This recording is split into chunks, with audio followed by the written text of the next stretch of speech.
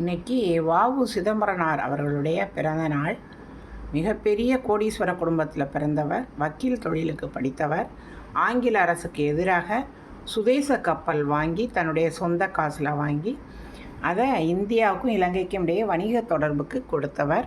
நிறைய நூல்களை அச்சேற்றியவர்.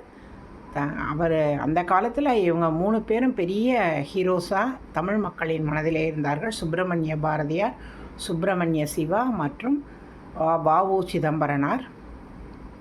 அவர் ஆங்கில அரசுக்கு எதிராக கப்பல் வாங்கி விட்டதால் அவரை தேச துரோகின்னு சொல்லி ஆங்கில அரசு சிறையில் அடைத்தது, செக்கு இழுக்க வைத்தது. அதனால் அவரை செக்கிழுத்த செம்மல்னு நம்ம சொல்லுவோம். அவர் விடுதலையாகி வந்தபோது அந்த கப்பலை என்ன செஞ்சீங்கன்னு கேட்டாராம்.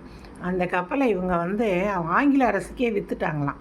அவர் ரொம்ப வருத்தப்பட்டாராம். யாருக்காக நான் செய்தேன்? இந்த கப்பலை நீங்கள் உடைச்சி சுக்கு நூறாக்கி விறகாக்குனா கூட நான் சந்தோஷப்பட்டிருப்பேன், இப்படி பண்ணிட்டீங்களேன்னு. ஜெயிலேருந்து விடுதலை ஆகி வந்தபோது, அதாவது அவரை ஜெயிலில் அடைக்க போகிறாங்கன்னொன்னே அப்படியே ஊரே திமிலோகப்பட்டது. பயங்கர அடக்குமுறை. 144 உத்தரவு போட்டு அவரை ஜெயிலுக்கு கூட்டிகிட்டு போனாங்க. விடுதலையாகி அவங்க வரும்போது பயங்கரமான ஆர்ப்பாட்டமும் போராட்டமும் இருக்கணும். ஆங்கில அரசு முன்னெச்சரிக்கை நடவடிக்கையெல்லாம் எடுத்து வச்சுருந்தாங்க. சிறை கதவு திறந்தது. வஉசி வெளியே வந்தார். அவரை வரவேற்க அவருடைய நண்பரான சுப்பிரமணிய சிவா மட்டுமே இருந்தார். இது நன்றி கெட்ட உலகமடா, நான் அறிந்த பாடமடாங்கிறது. நம்ம வரலாறுலேயும் நம்மளும் அவரை அவ்வளவா கொண்டாட மாட்டேங்கிறோம் பாருங்களேன். இன்றைக்கி அவருடைய பிறந்த நாள்.